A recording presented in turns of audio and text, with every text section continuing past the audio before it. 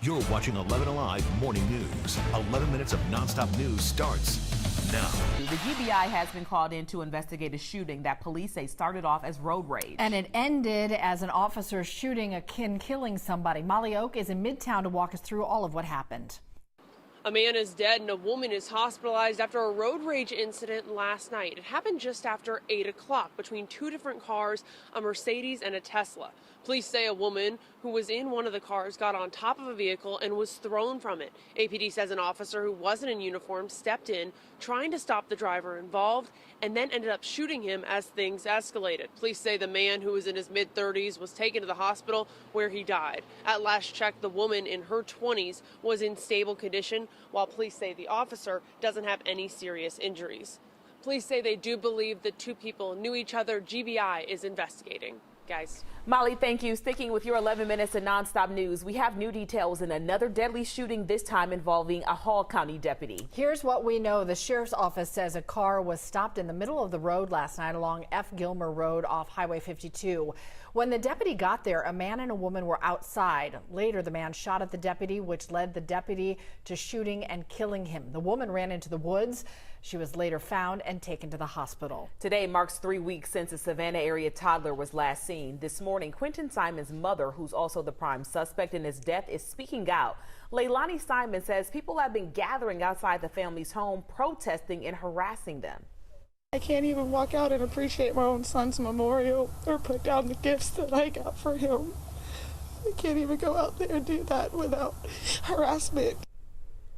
While police have named Simon's mother the prime suspect, they have yet to find the child's body. It could still be weeks before we learn a judge's final decision on Georgia's heartbeat abortion law. So far, physicians, OBGYNs, and a psychologist, even an ultrasound tech, have testified.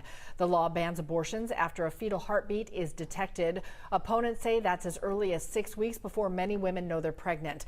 The judge is expected to rule sometime later this fall on whether the law is too restrictive. New this morning, President Biden expressing his support for the electric Hyundai plant coming to South Georgia. Officials celebrated the groundbreaking in Bryan County yesterday. The president says Hyundai's investment will help boost Bryan County's entire economy.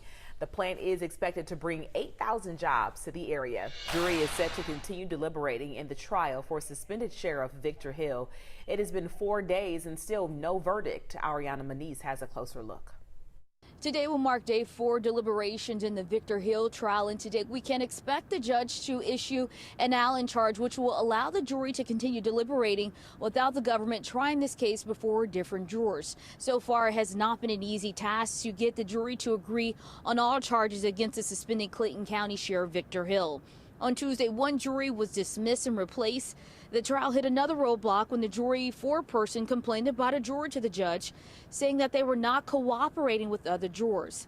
The judge did allow that person to remain on this case. A former prosecutor we spoke with says getting all jurors to agree can be a challenge, as many jurors come into these cases with their own set of opinions. Now, Victor Hill is facing federal charges for violating the constitutional rights of 7 detainees for forcing them into restraint chairs for hours at a time. Now, once again, all 12 jurors must unanimously agree on all charges related to this case. Back to you. All right, we'll keep watching it today, Ariana. Thank you. Georgia is smashing early voting records day after day. More than 1 million people have cast their ballots. Jerry Carnes has a look at what's driving that turnout. Georgia's Secretary of State says he fully expects more turnout records to fall between now and the end of early voting. At this point during the early voting period, during the last midterm elections, Georgia saw around 600,000 voters. This year's 1 million voter turnout comes with few issues, and the Secretary of State says long waits have been rare. Georgia is a key battleground state with the balance of power in the U.S. Senate possibly coming down to Georgia's vote. Friday is the last day to request an absentee ballot. Here in Georgia, early voting ends on November 4th. Well, if you're going out this afternoon, it'll be dry enough for you to sit outside, but it will be on the breezy side. Now, winds will be out of the northwest about 10 miles per hour and only around 60 for your temperature by noon, so grab that light jacket. By 3 o'clock, we'll get up to 64. You're looking at temperatures going all the way up to 66. You want to say all the way up, back down to 62 degrees with sunny skies by 6 o'clock when you're driving home. Oh, you've been red all morning, I feel like. Yeah, too busy. Exhale. Today's show is coming up next. We'll see you back here tomorrow morning. Have a good day.